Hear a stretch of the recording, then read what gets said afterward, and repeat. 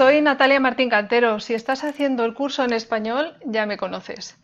Si haces el curso en portugués, te cuento que soy periodista, soy experta en cultivo de la compasión y de eso vamos a hablar hoy.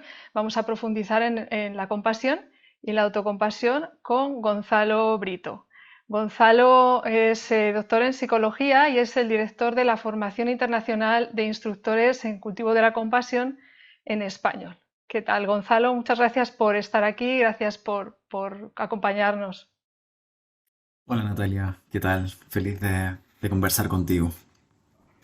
Gonzalo es también autor de varios libros sobre la materia y uno de sus principales impulsores en todos los ámbitos. Y vamos a entrar en harina rápidamente, sin más. ¿Por qué es importante el cultivo de la compasión y la autocompasión para los periodistas, Gonzalo? Vaya.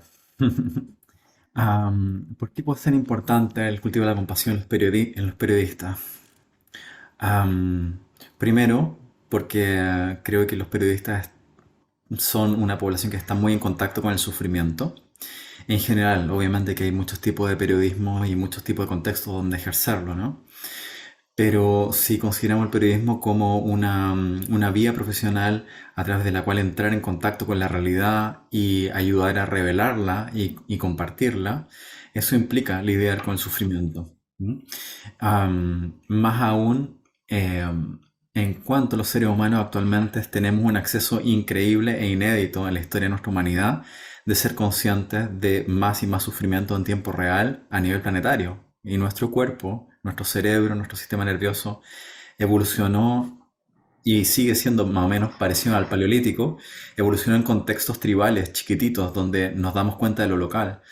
Ahora estamos siendo conscientes de cosas que están pasando a nivel global, en tiempo real, y los periodistas tienen esta misión de procesar, de estructurar, de presentar, de difundir y compartir am, malas noticias muchas veces, ¿no?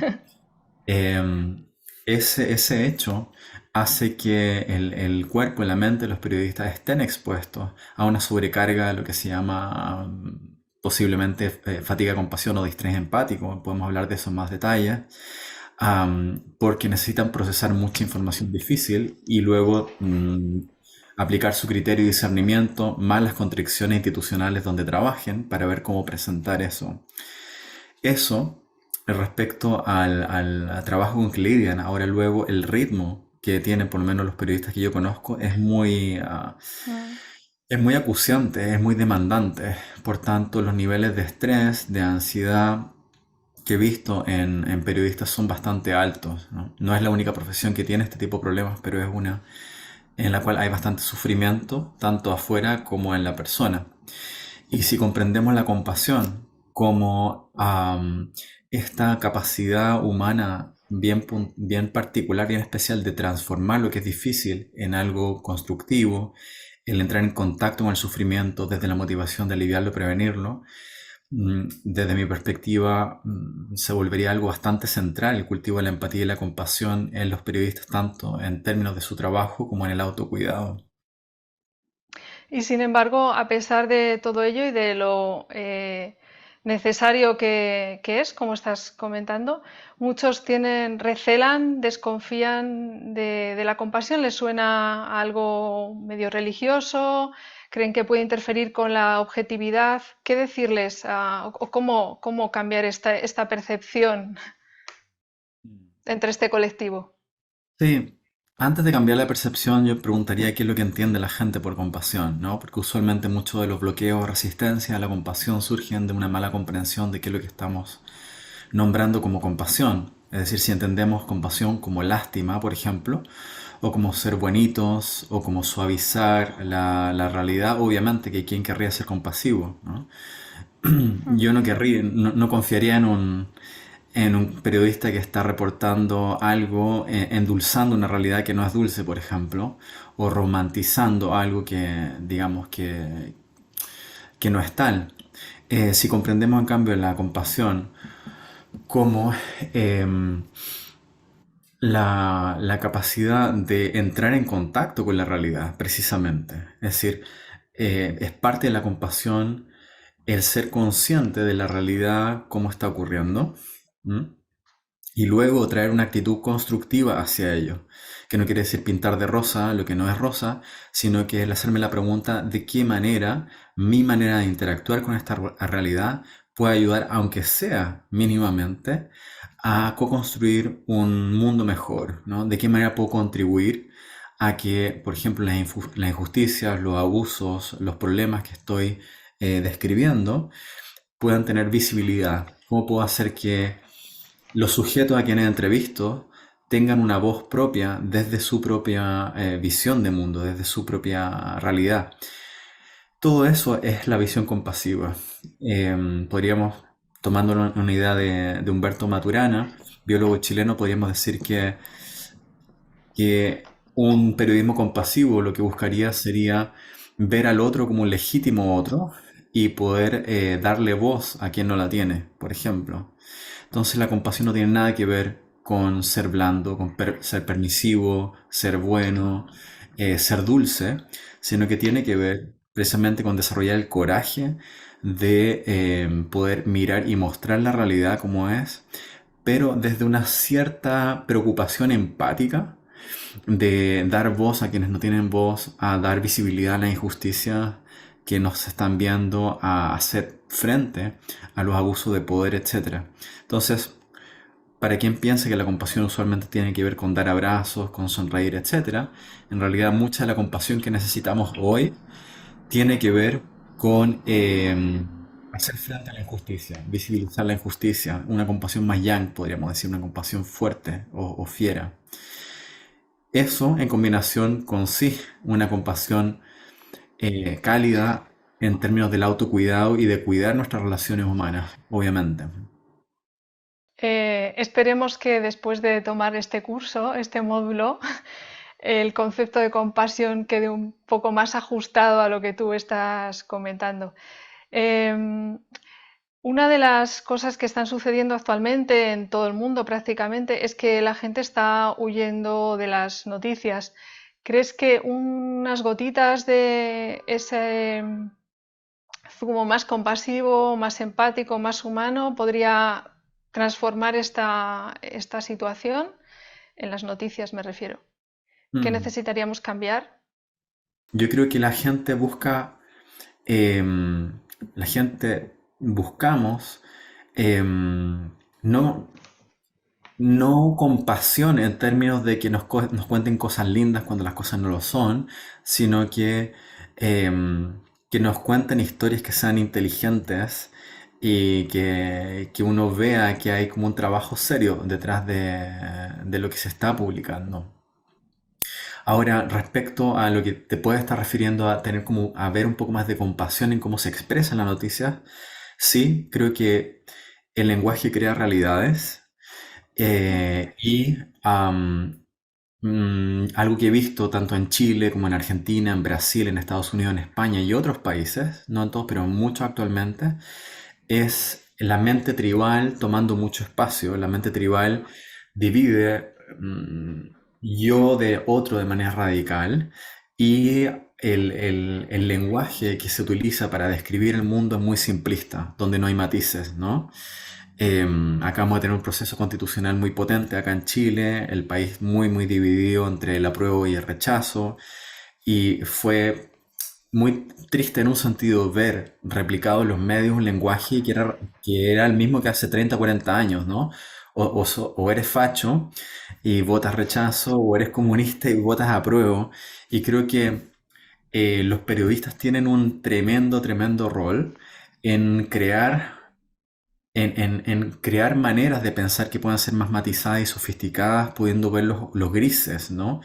Y los matices en realidades que se presentan en primer términos como polarizada y blanco y negro. Esa mentalidad blanco y negro nos está llevando a una división social tremenda, tremenda. Y yo creo que probablemente el periodismo es de las profesiones que tienen más poder en educar la visión de la sociedad respecto a cómo puede pensarse a sí misma. ¿Cómo podríamos ofrecer coberturas más compasivas cuando tratamos asuntos tan graves como el cambio climático o la guerra de Ucrania? ¿Cómo lo ves tú? Asuntos que conllevan tanto sufrimiento por parte del periodista que hace la cobertura y por parte del que lo recibe, el público.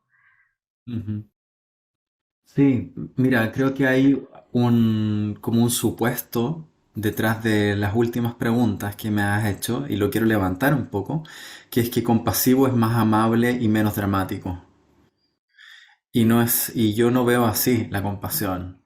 Entonces no creo que reportar sobre el cambio climático implique mostrar menos la cruda realidad de la catástrofe que estamos viviendo, ¿no? A nivel planetario, en ese sentido.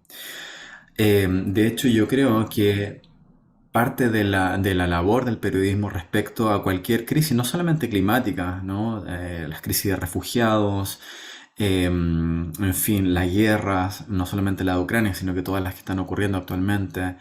Y bueno, crisis tremendas pero más silenciosas porque son crónicas en el tiempo, ¿no? Como en las consecuencias del machismo y otras, ¿no? Yo creo que lo compasivo es mostrar eh, la verdad con total, digamos, crudeza. Es decir, yo creo que es importante impactar con estos puntos, pero no quedarse solamente en el impacto, porque sí, muchos de los medios lo que buscan es precisamente estimular el sistema de amenaza, ¿no? En el lector o en el oyente o en el televidente, por ejemplo. Y creo que hay una funcionalidad de mantenernos ansiosos de alguna manera, pero que es importante poder mostrar las realidades que quieres reflejar, pero no quedarte solamente en choquear a la audiencia, sino que el poder dar un marco de contextualización donde puedo comprender, ok, ¿qué, bueno, qué viene ahora? ¿Qué es lo que necesitamos hacer? ¿No? ¿Qué podemos hacer con esta información? Es importante, ¿no? Porque si es que yo soy consciente del sufrimiento que necesitamos serlo, y yo creo que necesitamos ser más conscientes del sufrimiento, los seres humanos, no menos actualmente. Pero luego, si el fin de la noticia es, bueno, estamos completamente perdidos, estamos destruidos, no hay nada que hacer, digamos, caemos en el colapso compasivo. Es decir, ¿qué más da si al final está todo podrido, digamos? Y muchas veces terminamos con esa sensación también cuando nos enteramos de ciertos catástrofes o desastres que están ocurriendo. Am, entonces creo que las historias debiesen poder incluir también em, cuáles son las vías de acción posibles frente a lo que está ocurriendo, porque eso usualmente está subrepresentado en las noticias. Hay realmente muchísima gente brillante y corajuda que está haciendo cosas increíbles en todos los ámbitos. Por ejemplo, en el activismo medioambiental, hay gente que está haciendo cosas muy notables en todo el planeta y usualmente salen muy poco representadas. ¿Vale? No digo mostrar eso y no mostrar el desastre en el cual estamos, sino que poder incluir historias también que muestren los recursos que tenemos los seres humanos también para hacer frente a los momentos difíciles y poder dar un marco comprensivo un poco más amplio en ese sentido. Porque cuando vemos también ese lado de la historia, cuando vemos em, por ejemplo, una organización que está limpiando Bali de plástico y están haciendo cosas increíbles con los ríos ahí, eso abre la imaginación moral de la gente y dice, pues a lo mejor yo puedo hacer algo así con los plásticos que veo en mi propia ciudad, por ejemplo. Es decir, los seres humanos somos muy capaces de contagio, no solamente de la angustia y de la ansiedad y del derrotismo, sino también somos muy capaces de contagio respecto a las buenas ideas, porque en realidad a todos nos motiva a hacer algo que nos dé sentido. Yo creo que incluso eso es cierto cuando nos llegue el agua completamente hasta el cuello, si es que eso llega a ocurrir, vamos a querer estar haciendo algo que tenga que ver con nutrir, con regar algo positivo en nuestro contexto. Como has dicho tú antes, los periodistas son un colectivo que en general sufre bastante de burnout por el propio cometido de muchas coberturas lo pasan mal. Eh, ¿Cómo crees que pueden beneficiarse del cultivo de la autocompasión? Mm. Sí, yo creo que algo que no está todavía en la carrera de periodismo es el desarrollo de podríamos decir, un currículum interior y habilidades de autocuidado, ¿no? Podríamos llamarlo así más ampliamente, más que específicamente compasión. Obviamente que eso incluiría la autocompasión, pero tiene otros muchos aspectos. Por ejemplo, los periodistas trabajan mucho, mucho con su mente, con el lenguaje, ¿cierto? Y están mucho en las pantallas. Entonces yo creo que tal como cuando trabajamos con terapeutas o con médicos, con enfermeras, que también son poblaciones de alto riesgo, necesitamos partir por el cuerpo. ¿Cómo está el cuerpo del periodista? Y mi recomendación sería que cada uno tuviese algún tipo de disciplina cotidiana al respecto, ya sea yoga, tai chi, gimnasio, jardinería, lo que sea que te saque de la mente un rato, te conecte con el cuerpo, te enraíce y bueno, porque somos, digamos, mamíferos, digamos, y estamos corporizados, ¿no? Entonces, tener algún tipo de disciplina cotidiana, también tener algún tipo de práctica que te ayude a conectar mentalmente con el presente. Puede ser una de ellas la meditación, ¿no? Por ejemplo, mindfulness, que está bastante expandido hoy en día. Tener pausas durante el día donde cambies el switch y, digamos, tomes pausa de lo que estás haciendo para poder recuperar tu centro, reencontrar tu eje, el cuidar cosas tan básicas como cómo te alimentas, cómo están tus necesidades básicas, ¿no? De agua, de ir al baño, de qué sé yo. Porque usualmente cuando nos metemos mucho en nuestro trabajo nos desconectamos de nuestras necesidades básicas. Y luego creo que sobre todo para los periodistas que están muy en el frente de batalla con temas muy densos, ¿no?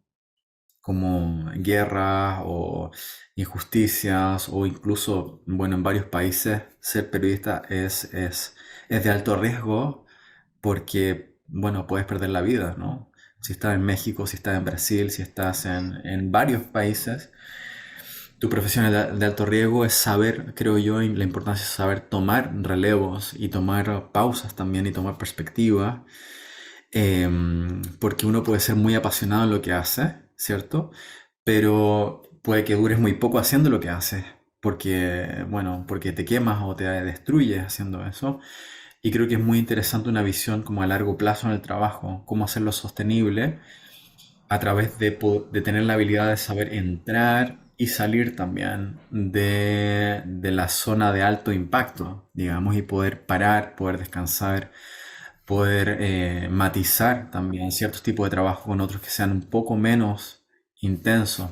No sé si eso es tan realista en el ámbito de trabajo del periodista, pero eso es lo que veo, sobre todo con mis colegas de profesionales de la salud mental. Vemos tanto sufrimiento mental, emocional, etcétera, que también necesitamos tener espacios libres de conflicto, precisamente para poder seguir manteniendo una apertura emocional y mental para poder resonar empáticamente. Y en eso creo que nos parecemos un poco los psicólogos a los periodistas. Creo que parte del trabajo del buen periodista es la capacidad empática, realmente, la capacidad de conexión con el otro. Pero necesitamos ser conscientes que el empatizar, sobre todo cuando empatizamos con el sufrimiento de otros, lo que estamos haciendo es replicar en nuestra fisiología y en nuestra mente también estados de sufrimiento. Si no, no hay empatía. Replicamos en dosis más pequeñas, obviamente, ese sufrimiento y si lo hacemos día a día nos vamos quemando poco a poco. Entonces, tener espacios libres de conflicto creo que es muy, muy importante. Em, y quizás sería muy interesante también como cuestionar la imagen del Superman, ¿no? Superwoman, o el superperiodista que no se agota nunca, que Ujú. está siempre ahí enfrentándolo todo, y reconocernos como vulnerables, como, em, como gente que puede quemarse y que necesitamos cuidado y que necesitamos otras cosas. Creo que es muy importante y eso implica como un cierto cambio en la cultura y tener, por ejemplo, círculos, como hacemos con médicos en algunas instituciones, de tener círculos de conversación donde hablamos acerca de las dificultades que hemos tenido con ciertos pacientes, por ejemplo, los errores que hemos cometido o los momentos donde hemos tenido que tomar una decisión ética difícil. Es decir, poder mostrar vulnerabilidad entre pares creo que puede ser muy, muy potente, ¿no? En el contexto de la práctica budista se habla de la sangha, que es el grupo de practicantes, y se dice que la sangha es un tremendo recurso. Yo creo que muchas veces el periodismo puede ser un trabajo bastante solitario, bastante como heroico, bastante egoico también, en un sentido. Y creo que en ese sentido tener grupos de pares en los cuales poder hablar de la complejidad de lo que se está experimentando o vivenciando al encontrarte con las historias que estás reportando, eso puede abrir como un tremendo recurso, el sentirte contenido por pares al mismo tiempo que tú ayudas a contener a otros con las historias que estás investigando o compartiendo. Mm. Eh, Súper interesante todo lo que dices, pero además hoy día se añade el elemento virtual que lo hace todo todavía mucho más solitario. Iba a preguntarte por tu propia práctica. ¿Qué puedes? Sé que te dedicas full time a ofrecer formaciones, etcétera, pero ¿cómo te cuidas tú? ¿Qué prácticas son indispensables en tu día a día? Ujú, mm. Bueno, para mí es una pregunta constante el cómo necesito cuidarme realmente. Conozco las prácticas de meditación y de yoga hace más de 20 años y eso ha sido importante para mí como recurso. Em, pero algo que he estado descubriendo últimamente es es el darme cuenta de que aunque hago un trabajo que me apasiona, también necesito pausas de ese trabajo que me apasiona, ¿no?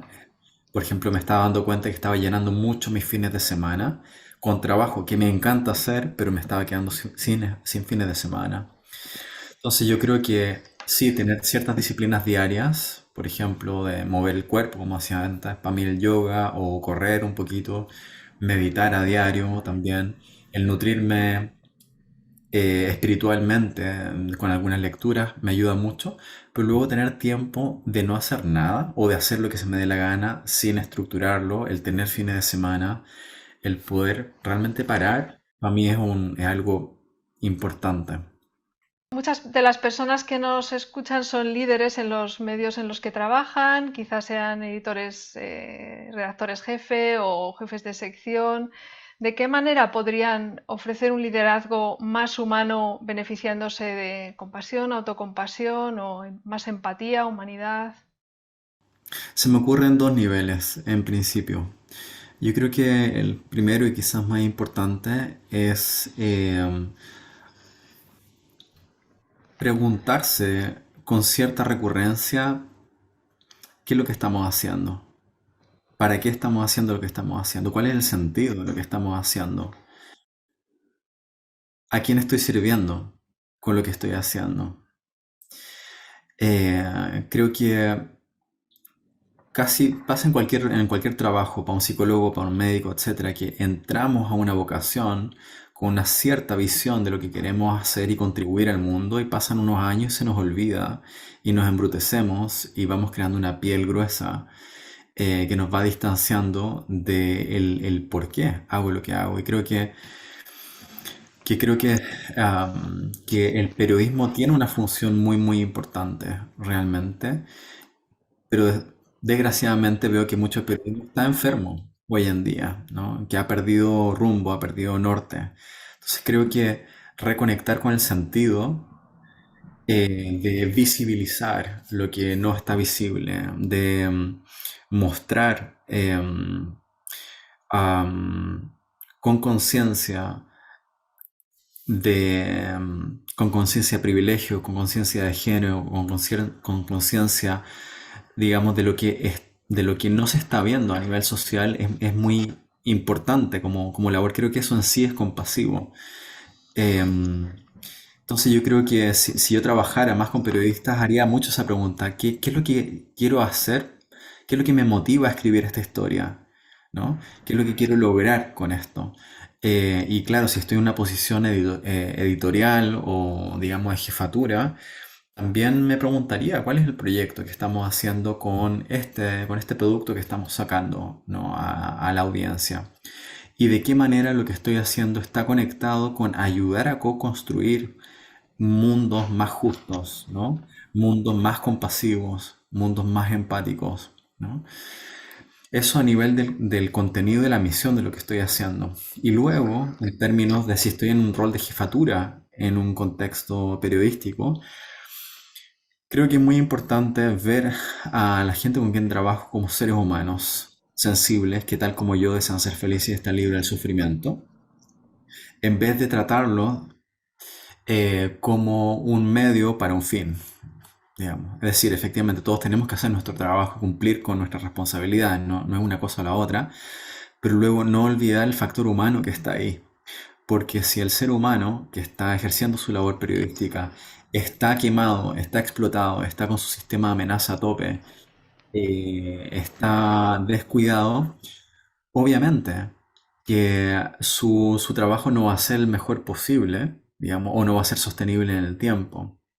Entonces creo que tal como lo haríamos en un hospital o en un colegio cuando estamos trabajando con padres y con educadores, lo que necesitamos es ir creando como microculturas compasivas y empáticas en el cual nos podemos tratar de una manera en que nos sentimos respetados en nuestra dignidad, cuidados, ¿ya? Y sabemos que los seres humanos cuando nos sentimos cuidados, básicamente, respetados básicamente, está activo todo un sistema en nuestra fisiología que se llama el sistema de calma y afiliación, en la cual se abre nuestra creatividad, nuestra lucidez y nuestros recursos se expanden.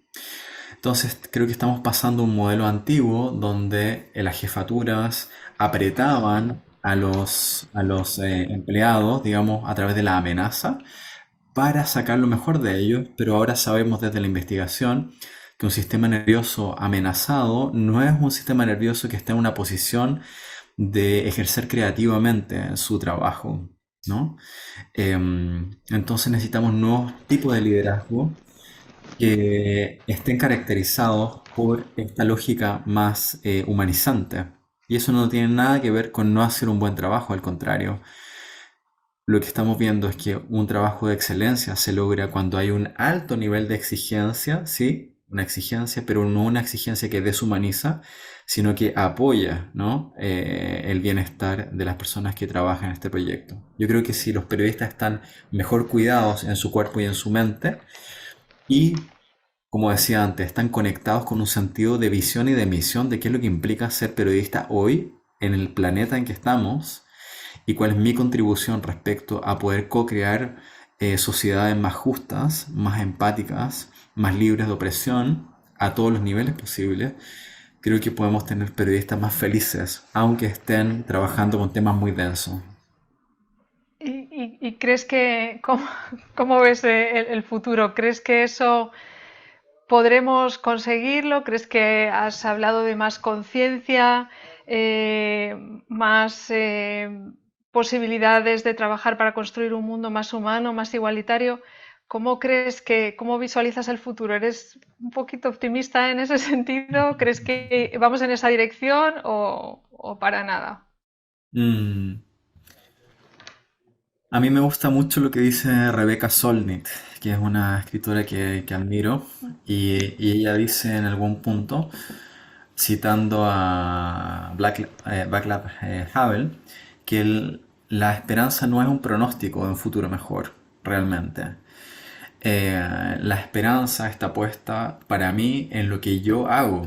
Entonces no me voy a sentar a esperar a ver si el mundo trae algo mejor, sino que me pregunto que yo, que estoy vivo hoy en el mundo, cómo uso mis recursos que tengo disponibles, mi tiempo, mi energía, mi inteligencia, mi trabajo, lo que sea, para ayudar a hacer más probable un mundo más justo.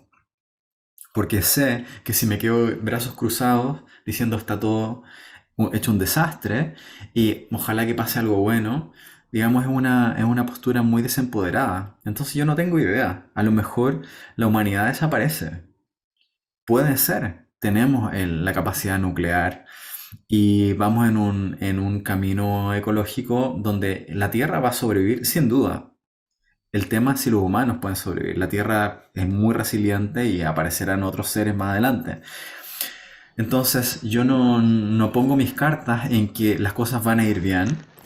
Mi pregunta es, vayan bien o vayan mal las cosas, ¿qué es lo que tiene sentido que yo haga con mi vida? Que es mi única responsabilidad realmente.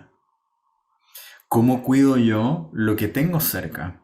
¿Cómo impacto yo mis redes de una manera constructiva? De tal manera, y esto me lo han escuchado muchos mis alumnos en los cursos de compasión, de manera que si todo se va al carajo, digamos, si todo se pudre, que ese momento te pille haciendo algo bonito, ¿no?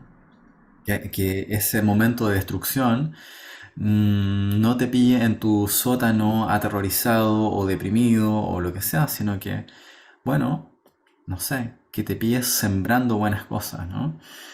Por tu salud y por la de otros. Yo creo que esa mirada para mí es más constructiva que hacer un pronóstico de si las cosas van a ir bien o mal.